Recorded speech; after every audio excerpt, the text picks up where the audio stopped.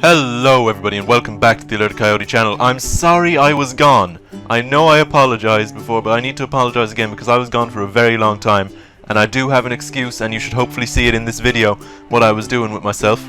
But I was learning my new editing software, and I was, doing little projects here and there, and there was nothing I was quite happy enough. Without any further ado, let's get into the video. You might have seen in the, title. That's the one that I'm looking for. In the title that we are going to be telling you how to prepare for the Taken King. Not only the DLC itself, but also the raid, because there needs to be separate preparation done for both. So without any further ado, let's get into it with step 1. Alright guys, we're back. And step 1, as you may have seen, is similar to the House of Wolves preparation video I did with EMG Bloodstone on his channel. But it involves this fine fellow over here that this man has just run up to. I have no idea who this is, he just arrived, but he serves to be a good example of what we need to do. We need to walk up to this person and give him bounties. These bounties here, to be precise. Well, not these exact bounties, but we need to do bounties and give them to him. And what we're trying to look for is this, if it will load. 200, 200. We want maxed out of both of these so we can afford to buy whatever we want when it comes time. And ignore the rest of the stuff here, there's nothing much important here. But yeah, that's what we want. We want 200, 200, and ideally 25k. I will be going doing that shortly, but for now it's resting on 9375. So yeah, that's step 1. Now without any further ado, let's go on to step 2. Alright guys, so step 2 also involves your bounties, but it's these here specifically. Your reputations, you need to brink these. I have a lot of work to do on mine, but like say for instance, Dead Orbit. I want to get that to the point where I can turn in one bounty and max my Dead Orbit. Or, well, get the next level of my Dead Orbit, and I'm doing this so I can get free weapons at the start of Taken King. I'll be doing this with my Crucible also, and with my Vanguard. And with my future War Cult, and with my Monarchy. And I might in future do it with House of Judgment and Queen's Wrath, but I don't believe anything new will be added to either of these, so these are your important ones right here. Brink these. Brink these ones right here. You can ignore these down here. And the Cryptarch, brink it close to the time. You shouldn't have too much trouble getting to the next level of Cryptarch, but brink it closer to the time. So yeah, without any further ado, let's move on to step 3. Decide now what class you are using for the Taken King raid, and build a raid team around it. I say for instance, I will be using my Titan for the Taken King raid. And our raid setup is as follows. 2 Warlocks, 2 Hunters, 2 Titans, to be as safe as we can be. We are taking the defensive subclass of each, well, the quote-unquote defensive subclass. So it'll be Blade Dancer, Sunsinger, Defender. And then we're also taking the new subclass. So that'll be your Hammer of Saul, your Stormcaller, and your Night Stalker. So we're taking those because I suspect, personally, that there will be something involving them in the Taken King raid, like that they will be like higher powered in certain places because they're the new subclass that revolves around that DLC. So that's my 2 cents. I recommend a very balanced team, and I recommend a set team. Don't just pick up randoms, because this is going to be a raid where you're going to need a lot of coordination. It's going to be their biggest one yet, apparently, and I would assume their hardest one. So this will require coordination, the likes of which random players from the tower cannot provide to you. So get your team now, and begin training with them. Alright, with that said, let's move on to step number 4.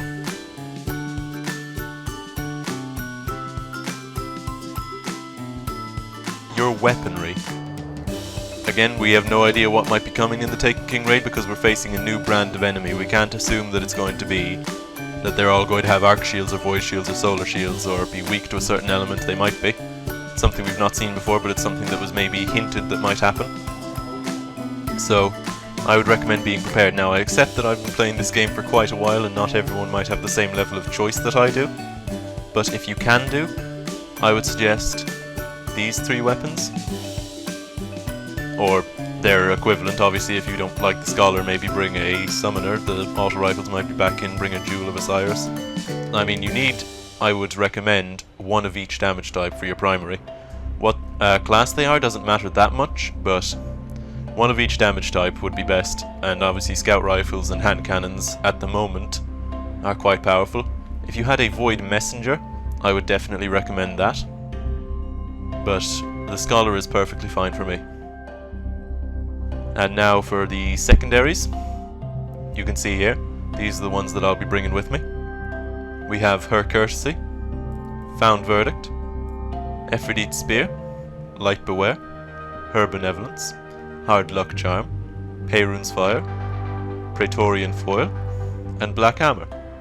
And again, some of these are incredibly rare drops, like Praetorian Foil, basically no one has this. I got incredibly lucky and I got a glitched double drop of Praetorian Foil. Like, that's, I think, 1 in a million chance, and I was absolutely hyped when I had it. But I'm taking this because look at that impact, like, dear Lord, look at that impact. So this is going to be very, very good for your raid, you know, hit that hard. Hitting hard, you know. Take down the health. Now the perk setups I'd recommend on these, obviously these will be fully upgraded when I'm going in, but for now I just got them, I think, yesterday, so. On a PvE shotgun I always recommend full auto, I always run with that, give me the extra rate of fire. That's going to be your most important one. Now here you could take Final Round, but Grenadier also works perfectly fine for getting extra grenades. Nades are always going to be handy. Down this tree here, Rifle Barrel is good. If you can get Reinforced Barrel, it's probably slightly better of the two. High caliber rounds is very, very important for a shotgun, because that's what you're going to be basically using to knock them back, and that's the point of your shotgun. Like, if it's a big enemy that you don't think you can kill in one shot, the shotgun needs to be able to knock it backwards and away from you, give you time to regroup, keep it away from your team. Especially when you have those bigger taken enemies like the Cabal taken, they are going to be they're going to be a real problem if you can't get some focused fire to knock them backwards, and high caliber rounds will help you do that. I mean, again, you could take something like Single Point Sling just to swap it faster, but I really wouldn't if I had these two. But if I'm looking for anything on a PvE shotgun, I'd probably take high caliber. This ballistics upgrade isn't quite as important. As for here, aggressive ballistics is quite nice, or field choke. I'd take one of those two. I wouldn't take accurized or any of these, really. Alright, and that kind of goes for every shotgun. I mean, I have Hard Luck Charm here. I didn't get a great roll on this, but I was mainly looking for Void. I got Full Auto and Grenadier, which were the two I was looking for. I got Single Point Sling, which I'll probably take out of those because this is pretty bad. And then I got Field Choke, so it's not a bad roll. It's just not an incredible roll. But Void was the main thing I was looking for on this one, and Void I got. And then obviously Found Verdict. I mean, I would tell you what perk roll to go for on this, but it's a raid weapon, you can only get one perk roll. So I'd just say get Found Verdict, ascend it as soon as you can, it is brilliant. For my snipers, I'm running with Ephrodite Spear. And this is my particular roll on it. And I have a nice choice of scopes here. Yeah. Got Sightsis for the long distance, which looks really stupid, but it's a good scope. Got Long View for sort of mid to long range distance, and I've got Ambush for the closer range, engagements. I'm rolling Spray and Play, because it has a really low magazine size, and I didn't manage to roll Field Scout, and I kind of want a perfect balance anyways, so this is a good substitute. Basically, when your magazine runs out, which it will quite a bit with this, you get to reload nice and quick. And then of course there's Final Round, which is great for bosses, because, you know, every time you hit that last round it hits that little bit harder. So that's very nice, that's very nice. For my other sniper, for my Arc Sniper, I'm going to be running with Her Benevolence, which is apparently a rare drop. I'm told this is a rare drop. I get one of these like every second time I do Prison of Elders. I guess it's just RNG. But I'm really getting fed up with them at this point. I haven't even had a techie in Force, and I hear people complaining about it all the time. But I haven't even had one yet. I want one. It looks cool, it's pink. It's fabulous, but that's beside the point. For my Her Benevolence, Again, all of this will be properly upgraded, but I rolled Short Gaze, Taxis, and Eagle Eye, so I have a really nice range of engagement distances I can take here. I have Clown Cartridge to get me extra ammo, just in case I'm posted up in a sniper position and I can't run down to get ammo. I can expect an extra round or two off this. And it's nice as well because I have a small magazine size, so any extra mag size I can get is nice. Then for this one, I have hand-laid stock for extra stability, because range really doesn't matter on a sniper rifle. Like, this stat means nothing, really. For a sniper rifle, they have a long range anyways. The range drop-off really isn't that much. But hand-laid stock is a really nice one because stability. Like, hitting headshots is more important than extra range, and this will allow you to do that a lot easier. Or you could have custom optics if you're really, really far away, and you can get get a little bit higher zoom on that. And then I have surplus just so I can get dropped a bit more ammo as well. My final sniper is again a raid weapon, and it is the Black Hammer. And this Black Hammer, it's a really, really good boss killer. If I come up against a taken Fallen Walker, that thing is going down within seconds. I have, of course, Ambush, Taxis and Hawkeye, obviously. The White Nail perk, which makes it so good. Snapshot, Flared Magwell, and Perfect Balance. I run Perfect Balance on this, because it helps me to hit those precision shots a little bit easier. And then obviously Mulligan. This doesn't really do anything, but occasionally it does something, it's kind of nice. Right, and then on to the fusions. Out of the fusions, I have my Praetorian Foil, which again we've been through. I'm taking my Perrin's Fire, and I'm taking my Light Beware. Now Perrin's Fire, this is a really nice roll on it.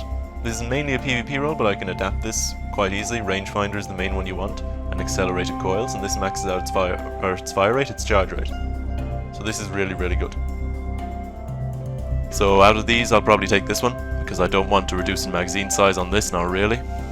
And then I have these sights here. I take True Sight on this. I mean, I could probably take Red Dot, or this one, another Red Dot, but I like True Sight for the moment. That might change later. I have the option if I need to swap around. Obviously Praetorian Foil. I take this sight, True Sight again. I take Accelerated Coils because without it, it has no charge rate, and you just really need Accelerated Coils on this. And then for my final one, which is like the most OG thing ever, my old Light Beware from the vanilla game that I still had in my vault, only realized I had, and only recently realized I had the most OP roll in history. So basically, on this I'm running Steady Hand, Rangefinder, Accelerated Coils, and Life Support. Now Life Support is nice because if you go down to red health, you get immediate ammo and you get extra reload speed, which is very, very nice. So really I just need to be hit a bit and I can go and once basically you're off red health, so like say you went a hair below red health, you're in the life support range. So like your shields have been knocked, you're in life support. Then from there, you go in behind a piece of cover, wait about a second for your recovery to kick in and go above it, immediately gives you ammo and increases your reload speed. Like that is just good. That's really, really good. Like if you needed extra ammo, you could even nade yourself if you were hiding somewhere and you were out of ammo. Like you could just nade yourself. Like if you had a pretty weak nade, you could nade yourself and recover from it, and then Bob's your uncle. Extra ammo. So that's all my specials, and then my heavy weapons. My heavy weapons are here. I'm taking Truth for the Void rocket launcher because there's no other Void exotic in the entire game, so what else am I going to be using other than Truth? I'm taking Gjallarhorn, obviously, for my solar rocket launcher, because while there are other solar weapons in the game, I'm not actually taking them. And for my arc rocket launcher, I'm taking the Fear, with this particular roll on it. There's no actual exotic arc rocket launcher, so this is the best I could really do. I might end up re-rolling this again. This one isn't final because I'm not completely sure of it, but it's a decent enough roll. Army of One. Tracking is your main thing for PvE, because tracking is very, very nice if a boss is moving. Flared Magwell, again, very nice for PvE. Your velocity and your blast radius don't matter hugely in PvE because, you know, for the most part you're not going to get juked. I mean, blast radius more than velocity, but Flared Magwell is very nice. And then I didn't really get anything too special here. I'll probably take... I'll probably just leave it on confined launch, honestly, because that's the most blast radius. But yeah. That's me. That's my weapon setup. And yeah, with that all said, it is on to step number 5. 5, and step 5 involves saving up the public event packages. I don't actually have any at the moment, but once I start getting them, I'm going to start saving them. Because when you open those, you get 5,000 XP per open. So that's going to be a really, really nice way to level any new exotics or new weapons that you might get once Taken King drops. I would definitely recommend that. Now, one thing I do not recommend is saving up engrams. Do not save these. Once an engram is dropped, it is immediately decided. It is not RNG once you get it. Like from the Cryptarch, it is RNG, like it's RNG the second it drops for you. It's not RNG when you hand it into the Cryptarch. Like, this is immediately decided. Like, let me give an example here. I've taken the Decoherent engram. It is set at this point. I can never get anything other than the thing it's about to drop. Your codices, they predate the city. Alright, so we'll just get out of the way. That's a cheeky peek at the next step, but boom. That one was always going to be a Knight Type 6. The second it dropped, it was a Knight Type 6. Does that kind of make sense? I hope we helped. The second that I picked that up out of the Postmaster, the second that it went to the Postmaster, it was a Knight Type 6. Alright, so you will not ever get a DLC, exotic or legendary, from an engram you save before that DLC. Okay? Good. Now that you know that, it's on to step number 6.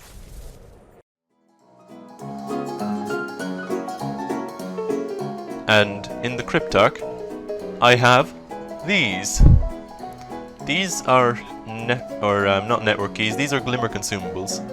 So I have axiomatic beads for the Vex, silken codex for the Hive, house banners for the Fallen, and network keys for the Cabal. And I recommend saving up as many of these as you can get, because these are going to be very, very, very, very, very useful in finding yourself that little bit extra glimmer. So, also in regards to glimmer, I recommend stocking up on, if it would ever open up, these Ascendant Energy and Shards. I recommend stocking on these because these again are just glimmer that you can turn into, or motes if you need them. And I recommend stocking on these. These are Royal Amethysts. You get them from completing the Prison of Elders. You can only hold 1 per character and 1 in the vault. That's the thing, that's the kicker. You get them by opening the chest with one of these, and you can only hold 1 per character and 1 in the vault. So you can only ever have 4 of these at a time. But when you turn them in, they give you 5,000 glimmer. Now that's a cheeky chunk of change right there. So I'm actually going to go ahead and right now put this in the vault, along with all the network keys, house banners, silken codexes, and axiomatic beads. I'm going to store all of that. And yeah, there we are. Now, without any further ado, it is on to the next step. To min-max your stats. I don't have it perfectly done, but this is pretty close for the time being. Again, you do not want strength, not at all. It's really bad. Your melee won't be as useful as your nades and your super. Min-max yourself. Yeah, min-max and try and stay at 34 if you can do. I mean, you'll probably be higher if you like when you go into Taken King. But min-max yourself in so much as you can. Again, I think stats change in Taken King. It seems like it only gives you like 5 intellect per piece, which might just be for the test build, or it might be like it takes very little intellect. But if that's the case, I doubt we'll be able to upgrade these pieces. But we'll work on the assumption that we can use these pieces, and we're going to min-max ourselves. Maximum, if you don't know, I believe 100% is equal to 271 of the stat. So if you have 271, you are perfectly min-maxed. So you want ideally 271 or above intellect and 271 or above discipline. And that will get you plenty grenades and plenty supers. So, there it is. your guide to the Taken King. It's, you might think to yourself that it's a bit early to start prepping, but it's never too early to start prepping for a DLC this large. And when you consider it, it's only around the corner. It's really, really close. It's meant to drop on what, 15th of September? It was the 15th of July yesterday, so that's only what? That's only like 2 months, I believe. July, August, September, yeah. That's 2 months. Half of July, all of August, half of September. You have 2 months until Taken King comes. And when you consider it, that's not a lot of resets, that's not a lot of Xur visits, that's not a lot of bounties to turn in. That's not a lot of public events to complete, that's not a lot of Days of Destiny. So, I hope this guide helped you out. If it did, please go ahead and leave it a like. And go ahead and subscribe to the channel, because there will be Taken King content coming once Taken King drops. And I will have reviews of all the new weapons coming in. Basically, it'll be a big Taken King-a-palooza. And you don't really want to miss it. So, without any further ado, I want to thank you for watching once again. This is Coyote here, wishing you a very, very good day.